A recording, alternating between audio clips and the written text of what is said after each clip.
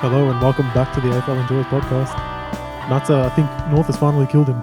Do you reckon? I've got a separate theory, man. I reckon he's drunk of success from draft. Ooh. Supercoach draft. Okay. So those who don't know, we've got a draft league with a couple of mates. And I finished first, regular season. Dean's first regular season, me and Matza had our first elimination.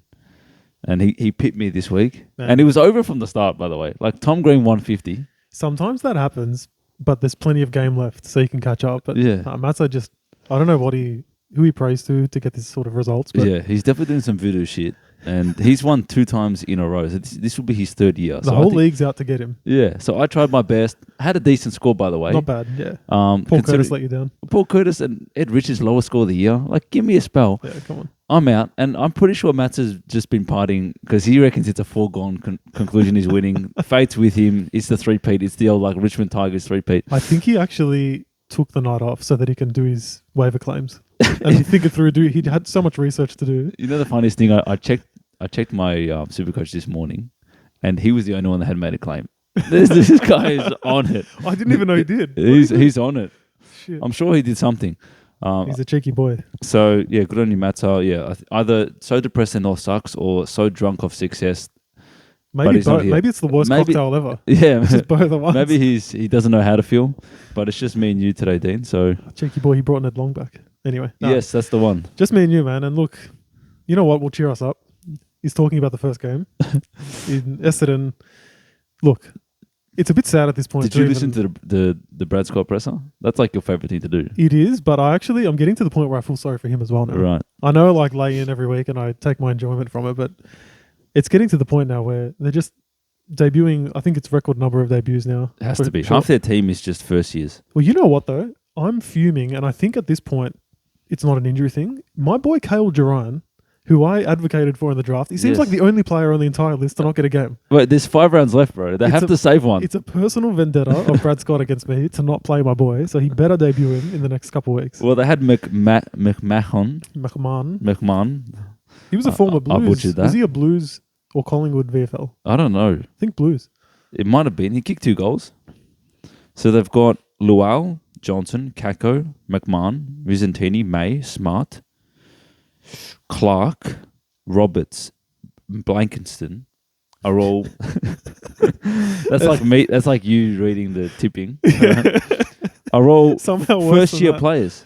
Yeah. That's half the team. It's half the So team. you can't expect them to win against the Giants, who are fighting for a top 8 spot.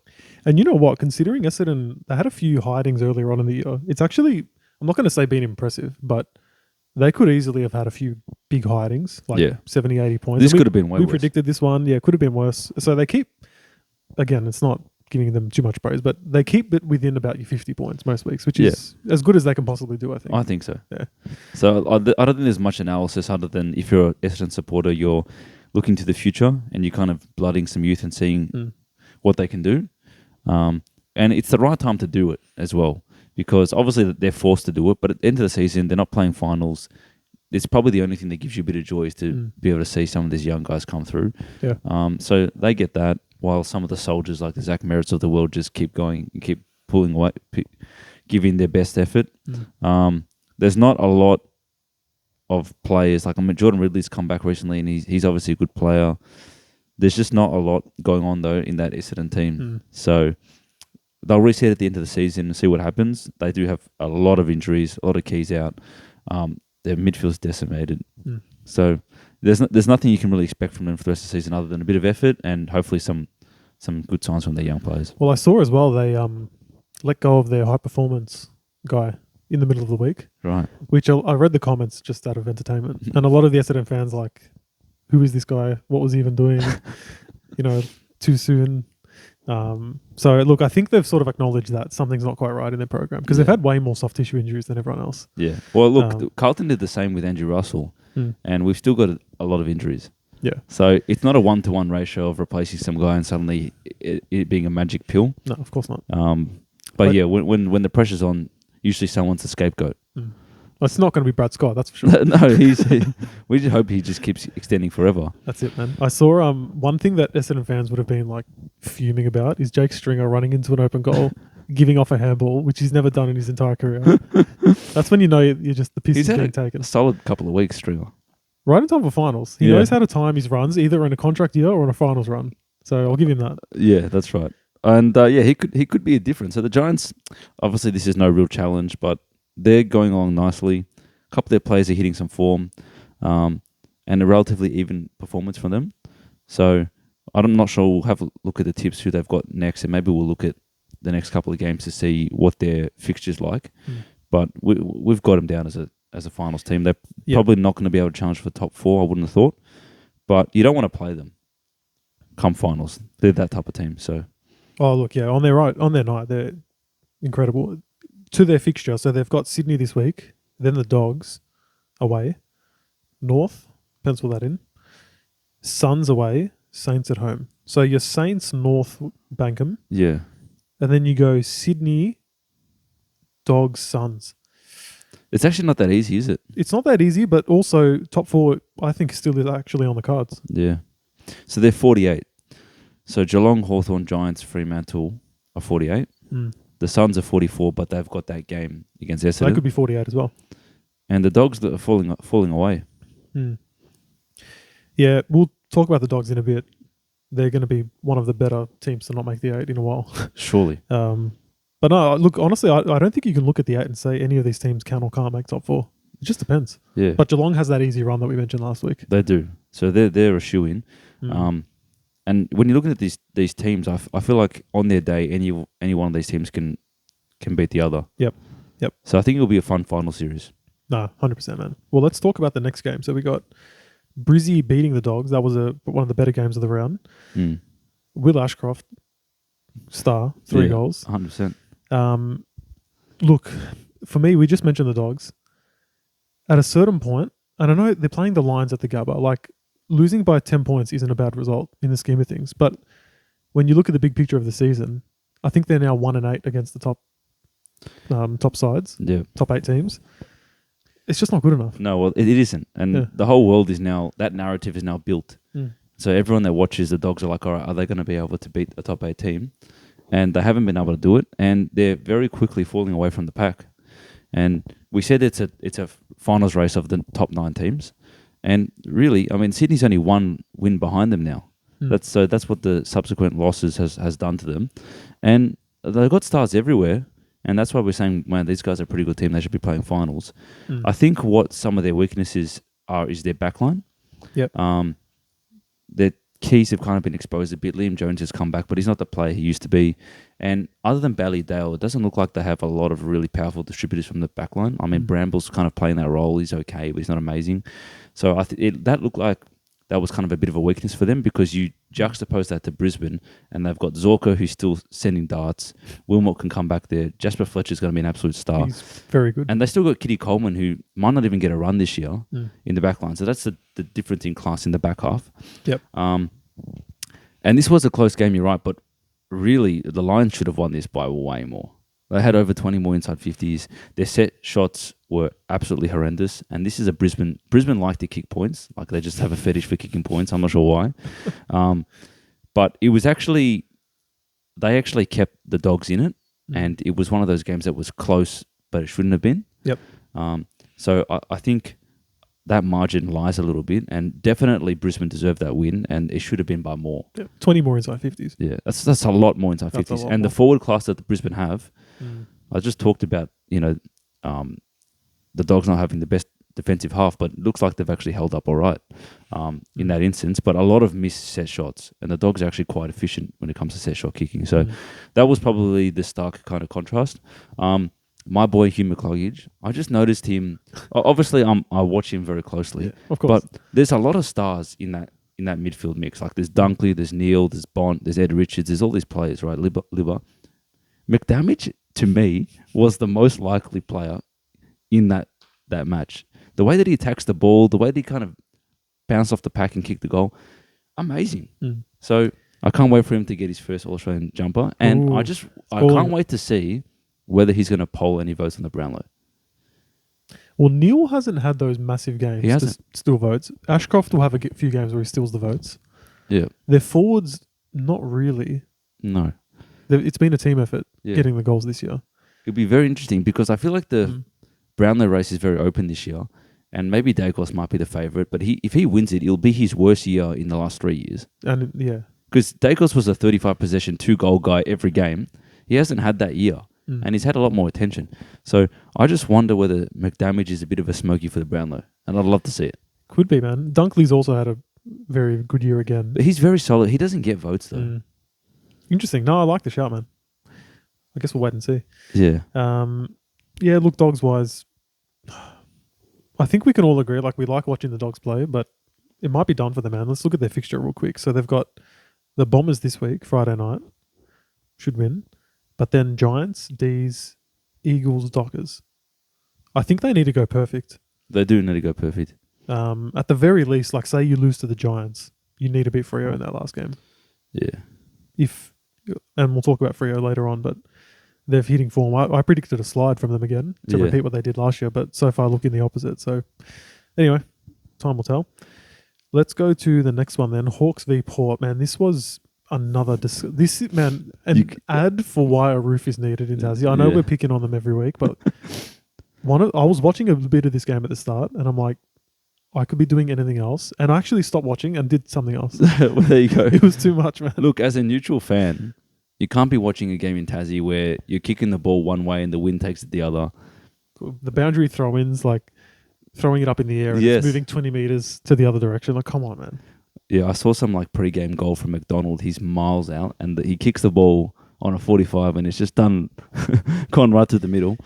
And there's always key defenders. Like in the first quarter, Tom Barras, you could tell he was in a good position for where he thought the ball would go. Yeah. And it just sails over his head. You're just like, did you guys not warm up out here for like an hour beforehand? Like, surely you know, hey, I'm not going to play front today. Yeah, look, in the moment, like, you train your whole life for pin perfect precision kicking, and then you get a game like that where you just say, stuff it, man, kick it in that direction, and we'll see what happens. But look, the Hawks are more used to those type of conditions. Tassie is where they play. Port, I'm not sure what their record is here, but I wouldn't have expected it to be great. And they found a bit of form, the Hawks, and they were actually relatively efficient considering the conditions, which was good to see. Yeah. Jordan Sweet had a 200 Supercoach game. Most random, and not like you look at his stat line. Okay, 42 hitouts. We know the ruckman, if they hit to advantage, they pull well. 22 touches. You know for sure they aren't efficient disposals in this weather. And then 7 tackles. I don't know, man.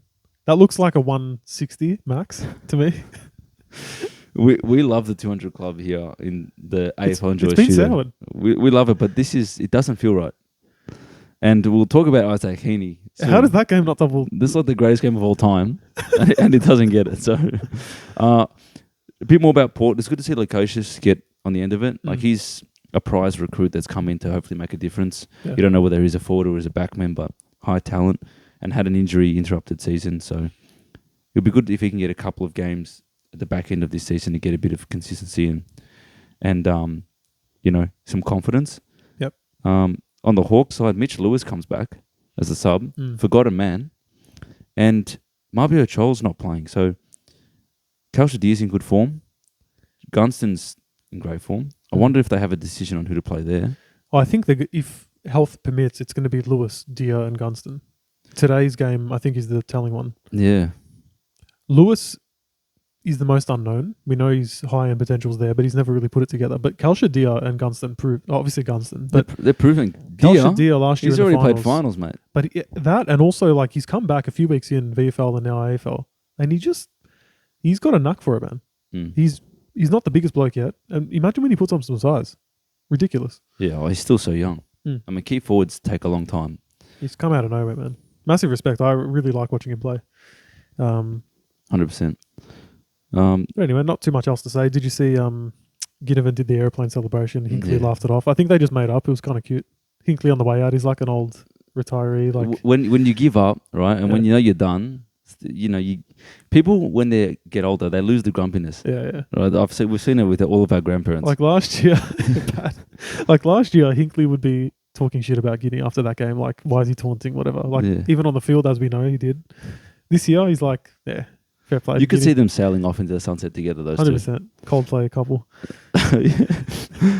The other thing is Dylan Moore's had a poor year, but you're telling me, man, he's on my draft team. He got around at 32 disposals, 2 goals. This is an All-Australian half forward. He's done well in the week where I've got the bye in the draft. So if he doesn't show up this week, he's on the never again list. Him and Sicily have been poor for the majority of the season. And Also they both on my had draft team. Really? Well, they both had good games, and the Hawks need those two to perform, I think. So it'll be a watch for the next couple of games moving into the finals. Yep. To see if they can hit some form, because they make a big difference. Well, it's just a role thing as far as I can see it. It has to be. Neither of them have had... Sicily's had his injury, but neither of them, especially Moore, have had a stable role where you know exactly what he's doing, the amount of time per game. Sometimes he'll get CBAs, other times he won't, and so on. So I think with them, it's a lot of game state stuff. And the fact that they are versatile, which is a good thing, but also just means they can have some real quiet games. Yeah, that's true. And my boy Jack Scrimshaw's had a terrible year through injury as well. But with Weddle out the team, I wouldn't mind to see him take the game on a bit more and get a bit more of the ball in his hands. So that's a watch as well for them. That's it, man. Do we need to talk about North now? I reckon just talk about Heaney. Tell me what in the world... Like, no one's ever done that, by the way. 13 clearances and 5 goals. Ever. Well, here's the thing. And players like Heaney, who, before I even get to his game, did the thing in a press conference after the game, like the interview on field, that just rubs salt in the wound as an opposition fan. Oh, wow. Where he's like genuinely, with like a genuine look on his face, is like, no, they're a good side. I'm just that good that I kick 5 goals and had 34 disposals and 13 clearances. This is the guy that, when he was reported last season, did a press conference to like apologize to his fans for not winning the round. Like, this is like, I'm sorry, Isaac. We are a shit side. You don't need to say we're good. Like, no one's going to say like what a good bloke Isaac Heaney is. We suck, and you took full advantage of us. Right. Mind you, he had a set shot in like 30 meters out, like slide ankle that he sprayed. Really? He could have had 6, right? Anyway, look, jokes aside, I'm wearing all black today. I was in trackies, and I'm like, you know what? I'm not going to change for the pod today. Yeah. Look at my hair, bro. Look at my sideburns. Just waking up today, you did a good job. Man, just fronting up. I've got a little lack of sleep, busy weekend, right? Yes. I desperately need a haircut. Look at my hair right now. Yeah. This is what North has dragged me to. I'm wearing all black. I'm mourning. I am done with this season. Like, we made a joke. You walked in earlier and you're like, man, can this season just end? Yeah. Right? There's a 2-minute video. Shout out North Merchant on Twitter, who posts a lot of North clips. He posts a 2-minute edited video of rapid highlights. It wasn't like a dragged out thing. 2 minutes of fumbles in this game from North Melbourne players, whether it's missed handballs, like Jai Simkin blind dump kicks into the corridor, like panicked, instead of getting tackled and bringing it to ground, or at least holding the ball against you, kicking it into the corridor to nobody. So a counter-attack just right in front of your eyes. Like, the fact that we only lost by 30 points is crazy to me.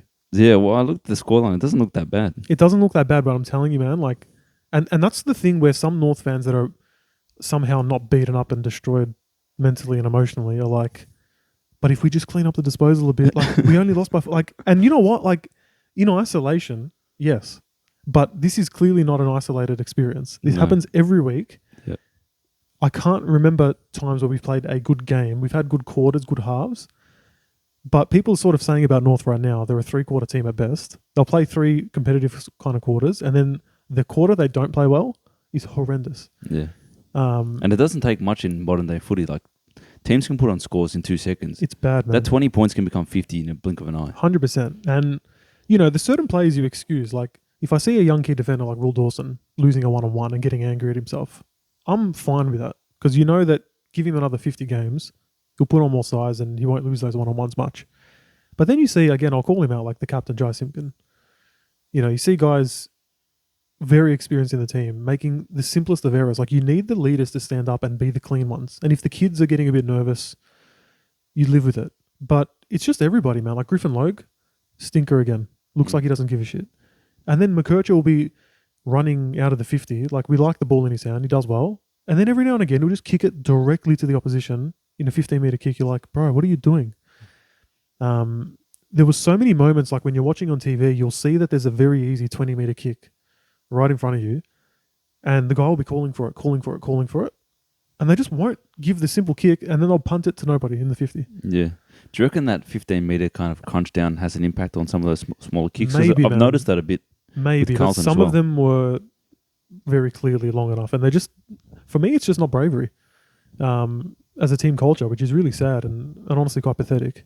I will say there was a moment in the game where we were close. I'll try and find the exact moment for context, but basically there was a score review that honestly, like, I'm not going to get too angry about it now because we didn't deserve to win in the best of times. But they overruled it. It was one of those ones where it was called a goal, so they needed sufficient evidence to overturn it. And I'm watching this thing, man. I'm trying not to be biased. I think they made it up, and it's a goal, a rush behind instead of a goal. And then shit got worse from there. And again, inexcusable. The team should not be like on the edge of a cliff waiting for one bad call to just crumble. But that's North at the moment. Yeah. Anyway. Oh, those goal reviews are some of the worst aspects of footy at the moment. And every commentator, when they see it, they just they dig their heels in because they can kind of get away with it because the Arc doesn't have a personality, doesn't talk back. So they really go for it, and yeah, they're terrible. I will just say quickly, nice to see Cooper Harvey kick in another 2. He only had 4 touches, but he scored a really nice banana goal, showing some good instincts. Cal Coleman-Jones comes back from an Achilles. Haven't seen him gets in a bit. injured. Yeah, does his calf in the first quarter. Beautiful. Bryn Teakle then proceeds to only get 5 hit-outs in the entire game. Look, he's come up against the informed ruckman. I know, bro, but 5? Come on. Yeah. At least an even number, bro. At least. Anyway, look, I was going to go to the North game this week coming against Geelong just because I'm a member and I've got a few games left to go to. I thought I'll just go. But Matt says I'm sick now. I'm sick and tired of North. I don't know if it's worth it, man. Look, it'll be interesting to see whether you guys decide to do it or not. I'm suspicious you might end up going. If Matt is feeling good and wants to go, I'll go with him. But if he's like shaking off the illness still, I'm not going to force the go. Well, yeah, we both deserve better than that. But anyway. Yeah. Have you noticed that the North crowds have kind of diminished in numbers? Have you been able to identify that? 100%. And not just the like in-person fans, but just genuinely like the online stuff, which you find what you look for. But honestly, like the spirits have been crushed. And I'll tell you why. And this is another thing. I'm not even going to get started on a rant, but we don't have our first round pick this year, bro. And we're in the bottom 2 again. I know what that feels like. Yeah. We're in the bottom 2 and Richmond has now leapfrogged us and we have their pick. Sorry, they have our pick. Yeah. So for me as a fan, you could argue all you want. Like, yes, I know we brought in Whitlock a year early and I'll still look at the positives in that. I think he'll be good. But the reality is on draft day, it's going to be pick 2 most likely. And it's not going to be North picking it. And at that point, we're sort of praying that Richmond botches the pick, which is sad because I don't want to root against the young kid. They've just completely misjudged the list. And we've had a few close losses. Like, we'll talk about Freo getting another narrow win. We almost had Freo. We almost had Port. Almost had Essendon. Almost. Yeah. They've effed up this year, but like, it's as simple as that. Yeah. I don't know how much better we could have been, but I think at least those 3 games. And it's like, cool. Like, all right, fair enough season from North, but they've crushed my spirit, man. Put it that way. Yeah. Like, no, not having the first round draft pick. I know from a Carlton fan as well, and that's a team that's overrated their own list. It's a terrible feeling because it shows that the people that are in charge don't know exactly what they're talking about, and so that doesn't fill you with much confidence when you're riding every wave every week, and the people in charge are just making mistakes after mistakes. 100%, man. Moving into the Blues. Yeah, let's move into the Blues, man. Well, we actually got the win. We actually got a win. Can you believe that? Man, honestly, like... It means absolutely nothing. How funny is that? Yeah. I think that was the thing going into this game was like, you don't want to lose it, but winning it doesn't mean anything. Nah.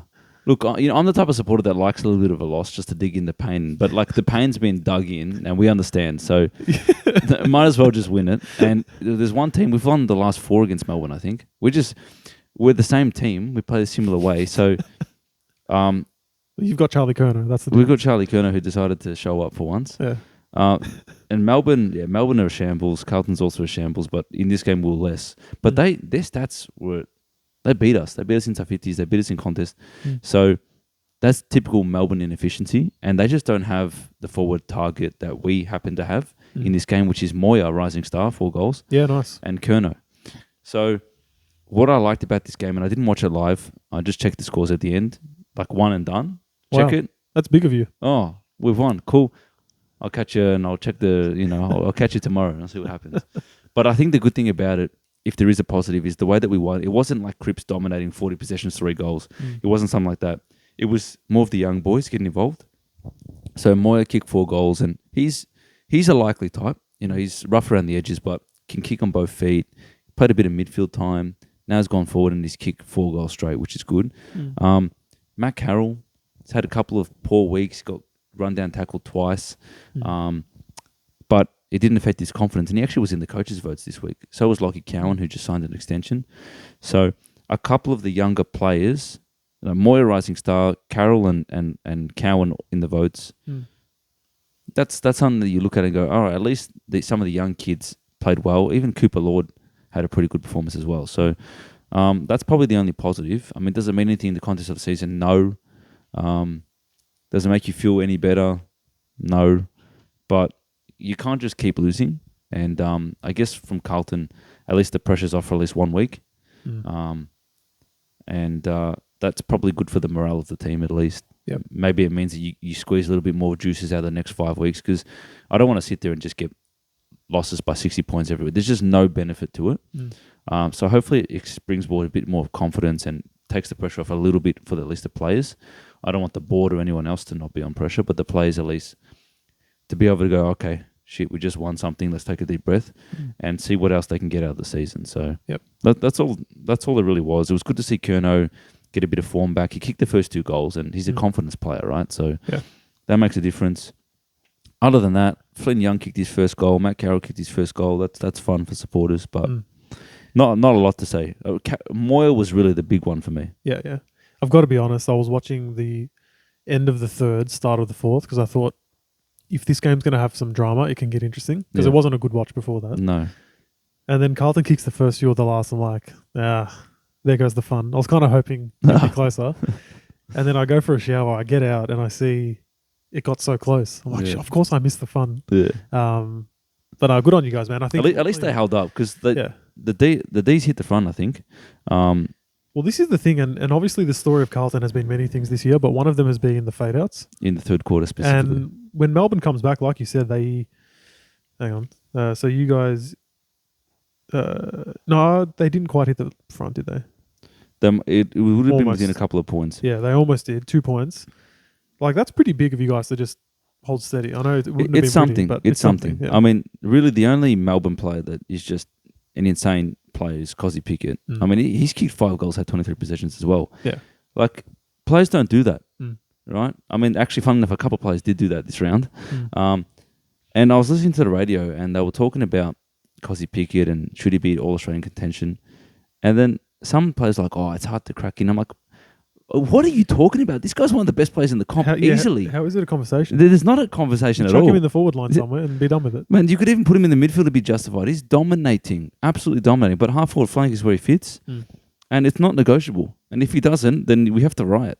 Guy's an absolute freak. He's had 1, 2, 3 5-goal games this year. That's multiple right. 3, multiple 2s. Like, come on. Like, it's not even a discussion. With 20 touches on, thereabouts most of those times. He's getting the ball. I mean, he's been really consistent. And this is a player at the start of the season that looked like he was going to leave, and almost it was a foregone conclusion. He even almost said he was going to leave, and he just had to wait out his contract. Now it's extended. At least he's upholding the end of his bargain. So it's players like Oliver and Petrarca who have... They're just not the players they used to be. And but like Oliver wasn't great last year, but Petrarca was amazing until he did his injury. But what did he do? He did 23 possessions, no goals. Oliver 26. Viney has a contract extension. Did you guys offer him? There was talks. I don't know where it got to, but there was talks that he was one of the experienced guys they were after. You probably dodged a bit of a bullet. I mean, Parker's been good. Yeah, he's the better version. But these guys are all still long-term contracts with Melbourne.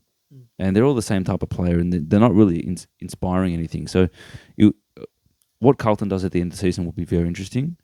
Melbourne's in the same boat. Well, the thing is with Melbourne, though, at least they've got Lindsay and Langford they've on nailed the list those already. two. So it's kind of a good thing, even if it sort of lags along a little bit, if Oliver and Petrarca stay and just do this, because it doesn't force Langford and Lindsay to move too high up the responsibility chain too soon, which teams like North and to an extent Carlton have done for years, and it doesn't get you as far as you think. No, it doesn't. They need to be really bloody good to carry the team from day one. So and it usually has long-term effects. Correct.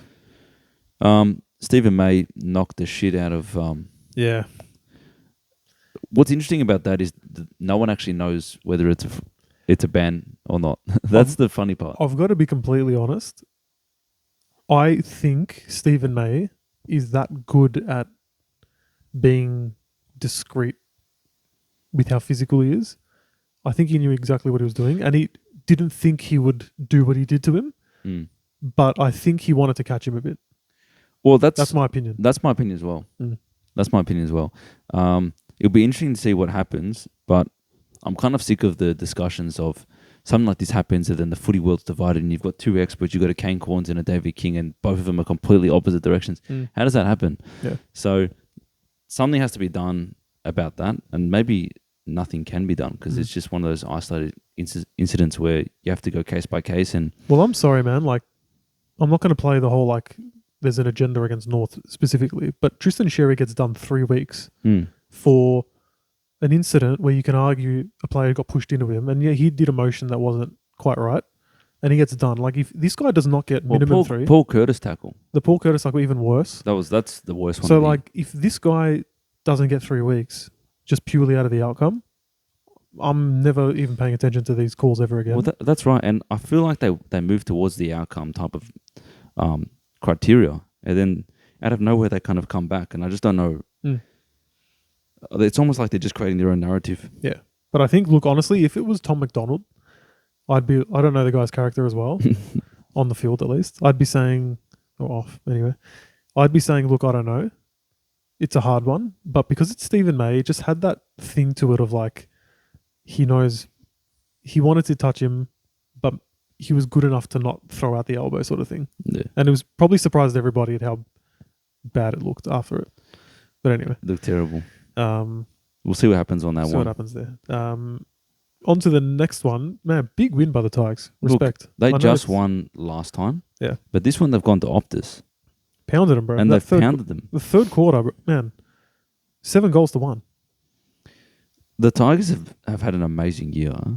Like, they've had an amazing year.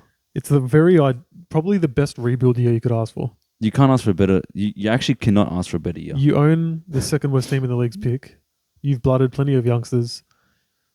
You've won 5 games. You've won 5 games. Your experienced guys have been fit somehow. And you've won, like, fun games. Like, you've beat Carlton. You beat Damien Hardwick. Yeah. Like, you've had some fun as well. Yep. So, look, nothing but praise for this team. That's how you do a rebuild. And, yeah, like some really good performances. Like Jonty Four, a lot of people are saying he should have won Rising Star. He's probably due for it. Taranto as a leader had a dominant performance. He's been in great form. Even Hopper, like 33 possessions, 2 goals. When he's on, right? And then obviously like the Rioli stuff. Man. Yeah, he was a man possessed. So that would have been a really fun watch. Man, I've got a bad memory of all-time moments, but to my recent memory, I can't picture a better chase down tackle than that. No, it's like a cheetah chasing a deer. And it's the horizontal nature of the tackle.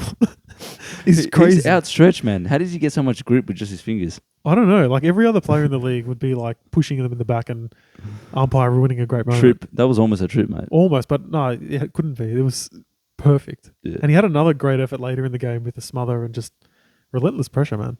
Mate, to win a game, to smash a team by 50 points is insane. Yeah. And it just speaks to how bad West Coast are as well. Well, that's the next conversation is, man, even like North and West Coast have been the 2 shittest teams for a while now. And like, we'd always play a fun game where you're like, these guys clearly suck. It was like your grand final sort of thing. And they always do at least show up for those games. So this is surprising to me. A, that Richmond's capable of doing that to someone this year, but B, that West Coast didn't get up for it at home. And at home, right? They're a different team at home. And they've had some half-decent games this year, like especially recently. Everyone sort of thought they're in good enough form, the dual win, it's at home, like the stars aligned. Maybe it got to their head a bit. Surely it didn't get to their head, man. Oh, you'd be surprised, man. I don't know. Reed had a good game. Other than that, I don't know, man. But what I don't get about West Coast is like, it's so embarrassing for them to lose to Richmond because Richmond is a rebuilding team that have just shown West Coast how to rebuild when West Coast have been rebuilding now for about 4 years and they are still nowhere near it. Yeah. Like nowhere near it. Look, I think what I've learnt over the rebuild years of North Melbourne is you need 2 things to rebuild quickly and effectively. One is almost half of your best 22 still needs to be experienced enough, and the better half players on your list mostly, and then the other half of your best 22 needs to be having some special talent, but young and making mistakes. West Coast was robbed of the veteran thing through injury, we have to admit. Yeah.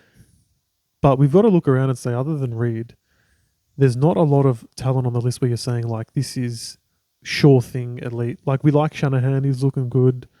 They've done well in the mid-season draft. There's a few nice things there. Yeah. And it's similar with North. Like, you can look at your Sheasels and Wardlaws and these kind of guys, but then you're looking at the rest, you're like, there's a lot to be desired. Still a lot of unknown, and the veterans just aren't there either. Yeah. Whereas Richmond has the vets. They're high in talent, like your Lawlers didn't even play today, but it seems like they've done pretty well with the draft at the very least, like average, if not very good. So they're in a bad place, West Coast. But I honestly can't judge because we're not much better, man. So I'm not in a position. Yeah. No, like when you look at their team though, yeah, Reed is probably the only player that you kind of get excited about. Bradley Hoff getting midfield minutes has been a nice little change. But yeah, there's not a lot there. So, and look, AFL football is a hard one to rebuild in because there's so many players on the list. It's not like your basketball where there's 5 and another 5 odd on the bench. So you either need to attract some talent to accelerate things, or like Adelaide as a good example. They drafted poorly for a long time. Too long. And then they bring in a couple excellent veteran players like Dawson's and Rankins and whatever. Yeah. And top it up with who already was on the list, like your Lairds, your Walkers and whatever. But then who they drafted after, like they eventually sort of learnt and filled out the list, and now they look really good. So it takes time. You need to somehow convince a few good recruits to come to you. And that is what they kind of tried to do with the Tigers boys. But it's not enough. They need to go at it again, hopefully get another few good players and see what happens. And a clear direction on how you want to play and players that can actually play that direction. Like the Richmond players, that Richmond DNA from their flags is still present in the way that they play. Yeah. Where they get it forward, they scrap, they move the ball quickly and freely. And we've said it many times throughout the season is when Richmond play that way, they actually score quite well. It's just they can't do it consistently enough because of their experience. Yep. And they still haven't even played Smiley yet. So that's another like top 6 pick that hasn't even played yet. He could be anything. I know I wasn't the biggest fan of him in the draft year, but I still, no one can deny he's got really tantalizing potential. Tall, mid, that could be anything too. So you're right, yeah. And Hodden's only now just getting started. I mentioned last week, I think he's really good. Yeah. So anyway, I think that's enough talking about Richmond and West Coast. Let's go to the next one. Geelong beating St Kilda. Predictable enough. Saints sort of hung in there. Yeah. Look, the Kings of the Honourable lost the Saints. And they actually pipped the Cats at the start of the year by playing like champagne football, or however Scott described it as. But at GMHBA it wasn't to be. And it's funny just looking at the stat line and just seeing Jeremy Cameron 5 goals won, because it just feels like that's just every week. Insane, yeah, man. How does he keep doing? I know, like, obviously it's a really easy forward line to play in, but the dude's crazy. Look, he's hit the 700 goal mark. He'll hit the 800 goal mark. There's talk. There's no way he gets to 1,000, obviously, but he could be very easily the high 800s, which is an incredible career. Yeah. So he's very special. The Cats, I mean, they did it easily. Let's be honest, and they were in second gear, and we've talked about their run, so they're just going to keep winning to the end of the year, and then we'll see what they can do. Well, it's interesting because if they make... I'm just looking at the ladder real quick. So they're currently in 4th position, so they'll play Collingwood at the G round 1 of the finals, if that remains. What do you think is ideal for them? Because they probably won't get the GMHBA first final. They won't. So they're playing at the G. In that case, it doesn't matter if they come 1st or 4th because they're playing Collingwood. Well, we'll get to that because now that Collingwood's lost a couple of games, I'm not sure that they're guaranteed first position. They just got, for them, they just have to keep winning and give themselves the best chance for a double chance. But yeah, you're right. They have to play their home games at MCG. Yeah. Like, would you rather play Collingwood at the G, Brisbane at the Gabba, or go to Adelaide? Like, there's so many interesting routes they could take. Yeah, you'd rather go Collingwood at the G. But it's Collingwood, like, you know what I mean? I feel like they play all right against them. Bit of revenge on Brisbane. Brisbane had handed it to them though at GMHBA the other week. Yeah, I don't think you want to travel at all. Yeah, But true. it's very hard to predict. You're not going to be able to go, we'll win a couple more games and we'll just sit on this spot and we'll have a home final. Like, you just can't do that. So, given it's so tight, they just got to keep winning and hope that it's favourable for them. But the last thing they want is to be going for an away game against Adelaide. Yeah, You don't want that.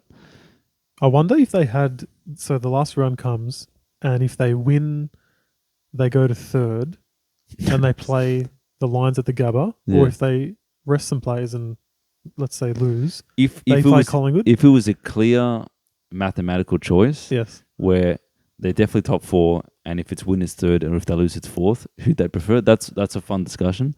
Well, who would they be playing in the last round? Let's have a quick look. So they'd be against the Tigers at the G. You'd have to rest quite a few players for that to be. But they're going to do that anyway, by the way. You think Dangerfield's not getting the rest? I think they would. I think Chris Scott's the kind of guy to tactically throw the game in a respectful way. He's the type of guy to tactically throw it and then admit that he did it. Yeah. Just dare the AFL to find him. Yeah. Anyway. So, look, kind of a predicted performance. I mean, Wangani Miller, he's having some kind of season. I mean, we talk about midfielders that are kicking goals, like Pickett, like Heaney. He's had 36 and kicked 2 goals behinds as well. I mean, he's their best halfback and also their best midfielder. And he's not even he's not signed the contract yet. And there's talks of him going back to Adelaide. I don't know why you'd ever want to go to Port, but they can't lose this guy. He's an unbelievable weapon. He's insane. I think I called him at the start of the year on the pod of All Australian. Oh, he's definitely All Australian. That's going to happen. Yeah. There's no discussion there. Count that in the bank for me. Anyway, look, the crazy thing for me with the Saints is somehow, I mean, don't get me wrong, I don't look at them compared to North as like significantly better, but they're only 2 points ahead of us, and we play them not this week, next week. Yeah. I would love to beat them and show some sign of progress, because that would be progress, like finishing above teams you haven't finished above in a while. Yeah. I'll take it at this point. Look, and that's kind of crazy because I feel like the Saints, when you look at their team, they should be better than what they are. Yeah. They just don't have the ability to, I don't know, put on a score, or they play the very defensive game style, but... Well, they've got the Ds this week, so another sort of interesting nothing game. Yeah, and I might even tip them. Is it at Marvel? I think so. Man, I've lost a lot of tips on the Saints this year. Yeah, I don't know if I've got the stomach anymore, but anyway, next one, man, game of the round, surely. Had to be. Collingwood at the G, losing by a point. Can you believe that? To Freo. They've lost 2 in a row. Freo at the G? They've lost 2 in a row, you're right. Freo at the G, huge for them. Look, you can't... Beating Collingwood at the G on nice conditions, that's as hard of a challenge as you're going to get in football. And if they can do that, then they can win it all. Man. And the nature of it, doing a Collingwood to Collingwood, is the theme of the weekend. Insane. Yeah. Patrick Voss, 6 goals. Mate, he looked like the greatest forward of all time in this game. And he did on Darcy Moore, who's had a great season, has kept a lot of people quiet, right? I thought it was Jonathan Brown for a second. Yeah, he was everywhere. What a presence. I mean, Matson talks about his presence a lot, but he was unbelievable. And he wasn't the only player that absolutely dominated. I mean, he was the key man, but like Sarong had 37 possessions and a goal. Dacos had 43 and a goal. Jackson with a clutch goal.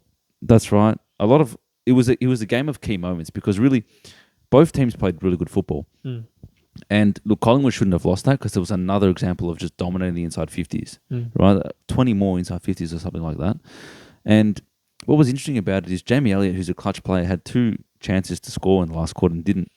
And it kind of reminded me of a game that Carlton and Collingwood played many years ago, where Carlton Charlie Kerner had a chance early in the fourth quarter to kick a goal against Collingwood and put them like 20 or so points ahead, and they missed it, and the momentum went the other way, and that's what happened with the Jamie Elliott situation.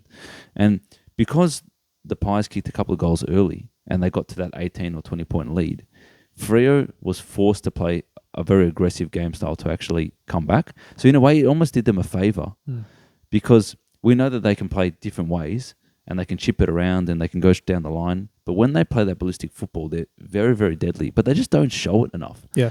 And in the last quarter, they had it. And some of those key moments, some of those key goals they were able to take when the Pies couldn't. Like there was a Mycheck hit on the post. Like there was just these almost moments. And in the end, the Freo managed to make it happen. But who would have predicted when Collingwood was kicking a couple of goals in the first quarter that was going to turn around and be a Freo win. Yeah. Insane. It is crazy. And last week, we mentioned that last quarter against Hawthorn, they did not give Hawthorn a sniff. They didn't. They dominated them, They right? did not give him a sniff. This one, a little bit different, but that last sort of 15 minutes or so, insane. Josh Treacy goes back, Yeah. like he did against North, key intercept to save the game, essentially. So him being that sort of leader that they throw back in a crucial moment and actually having an impact on wins, that's 2 now. Awesome. Yeah. Yeah. And you're right. Like Collingwood is quite a composed team, but I felt like they, in those final moments, they had some bomb kicks. They had these decisions where they kicked it to the opposition. So they were feeling the pressure. Yeah. So if Freo can kind of keep it hot and contested and moving and they can play their game style, that's when they're at their best in my mind. Yeah. Because they have the talent around the ground. And like Hayden Young comes back for his first game in ages. He plays a quarter and maybe 5 minutes and he's on 55 Supercoach points. Yeah, he was good. So that's instant impact, 11 possessions in effectively a quarter, right? So he's going to make a big difference. Darcy and Jackson both played well together, which they don't always do. So that was quite impressive from the Dockers. If they're going to travel and beat the Pies, then they kind of cement their spot in the 8 for me. I dare say they might even come the last 2 games of the year. So let's look at their last 5. They go Eagles, win. Carlton at Optus, surely a win. Surely. Port at Adelaide Oval. At this point, you bank that as well. So they're potentially winning 3 in a row again after their other couple. Then they go Brisbane, Dogs. I'm looking at the ladder. Obviously, we said they're on the same points as Geelong. We know Geelong's also got an easy run, but they might host the final. Yeah. That'd be huge. It'd be massive. They host any of Hawthorn, Giants, Suns. They got to go favourites. I think so. Yeah. I think so. That'd be huge for them, man. The credit, they're learning their lesson from last year so far. It's not over yet. Yeah. But so far, they look to be righting the wrongs because that was pretty tragic at the end of last year. Yeah, 100%. No, look, that was very impressive. And it's good to see Collingwood lose a bit, get a bit of relief.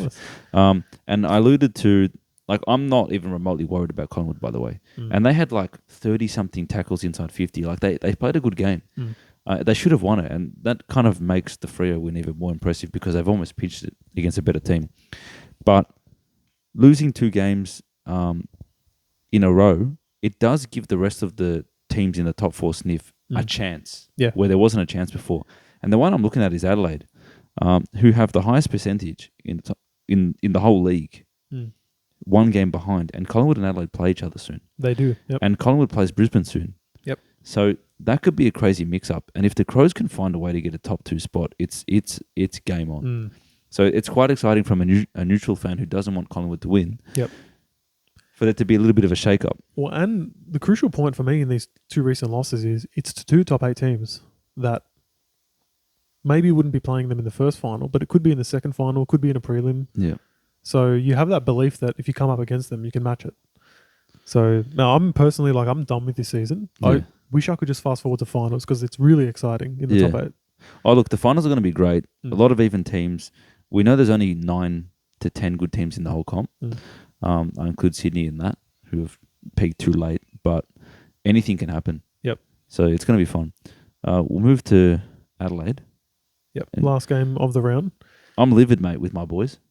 What did I tell you, man? This is the matter as well, who I know is listening because he's going to edit. You guys always jump too early on the Suns. They have one of the biggest wins of their whole, their whole career. And look, obviously you give them credit for that, of course. And then they come to Adelaide, big match, we're all hyping it up, let's see what they can do. And it's like, they don't kick a goal in the first half. I don't think that's the first time they've ever done that. But what is going on lately as well with teams not scoring anything in the first half? Yeah. It's an epidemic at the moment. It is. It's very contagious. Ridiculous. Man, at one point, the score was 74-5. Yeah. Come on, man. Look, I'm going to confess something to you. I didn't watch the second half. That game's done. That game was done after the first quarter. But credit to Adelaide. They've kind of just been plugging along, the Crows. They don't get a lot of media attention. A lot of their players are not big names. Yeah. But they're probably the team that's playing the most as a team out of anyone at the moment. And they're getting a massive spread. And they've got probably the best 3 tall combination. Those 3 talls have kicked the most goals out of any other 3 tall combo in the league. Yeah. Neil Bullen, who has had a quiet patch, comes in and dominates 31 possessions and 3 goals. Like, Yeah. again, midfielders kicking goals, but just across the board, you're ticking off all these players and going, yeah, he's contributing, and especially in the back half, all these players like Worrell, They're like, a unit. They're a solid unit, man. Mark Keane, like Michelini, Curtin's just come out of like.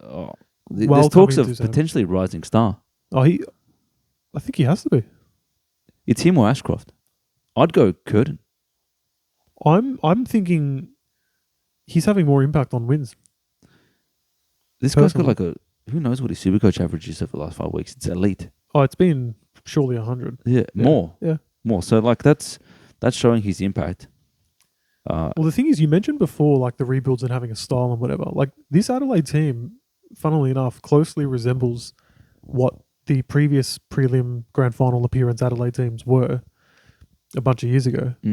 In that it's that high scoring nature. Like when they're up and going, they've always been high scoring when they're up and going. It is the scariest thing to come up against that Adelaide Oval. Yeah. Against this high scoring team. Yeah. Like you said, if they somehow do get in the top 2 and get a home prelim, they're a win away from the grand final as far as I'm concerned. I agree. And they play 2 games at Adelaide Oval in that case. Yeah. Who wants to go there and try and beat them? And the thing I like about Adelaide is they're tough. Like the amount of broken tackles, like they just absolutely abused Gold Coast. Yep. Abused them. And you can't not abuse them and be up that much. But again, funny enough, as we've talked about throughout this round, the stats, if you're just looking at the stats, weren't like that one-sided. So it was a lot of intercept possessions from Adelaide, and it was a lot of just being stronger in the contest. Ruthless. Yeah. Ruthless. So when they play that ruthless edge, they've got a lot of big bodies, right? A lot of big bodies. So, yeah, the Crows are one to watch, man. Yep. Totally agree. Well, they're running just quickly as we wrap up the round. So they've got Showdown this week. Yep. That'll be fun. And honestly, they could embarrass Port. They could. They're usually pretty close to Showdowns, but they could have their way with them. Then they go Hawthorn at Adelaide Oval. They just played a dirty old game in Tassie only like 2-3 weeks ago. So they'll probably want some revenge on that one. And then they go Eagles, Pies, North. Oh, God, why did they have to play us in the last round? Anyway, man, they could do the top 4 thing. And like they haven't beaten Collingwood in a while, but they've come close. That Adelaide Oval is a primer for finals. That's a huge game. Primer. Anyway, going to be fun. Yeah, they've got him in a couple of weeks' time. So, and they're hosting him. Yep. If they win that game, it's chaos. If they win that game, whether they leapfrog into the top 2 or not, which they might, that's like we're ready for finals. Yeah. You know what I mean? Now, credit to Adelaide because I feel like their coach has been under fire for many years. And again, he's kind of an unassuming coach. No one really talks about him, but he's managed to build the list and get them ready. And we know a couple of years ago they were playing pretty good football and they got robbed of the finals appearance. So then they're kind of in no man's land. But they've come with a fierce intent this year. Yep. And I mean, Rochelle is going to come back for finals. He's an X Factor player as well. I don't know, man. Something could happen there. Absolutely. Well, let's get to the tipping now. So Thursday night, Blues back in primetime again. Man, it's relentless. Well, you're playing Hawthorn. Give us a 110 on Sunday or something. I know, just hide away in a awkward time slot. But no, never. You're playing Hawthorn at the G. I'm going to go Hawks. So am I. And I think I'm going to go Hawks by... We'll go 23 points. That's generous. Maybe 27. I'm just dragging it wherever it lands. That's what I'm going. Then we go Essendon hosting the Dogs. Dude, Essendon's $11, man. Yeah, look. This is...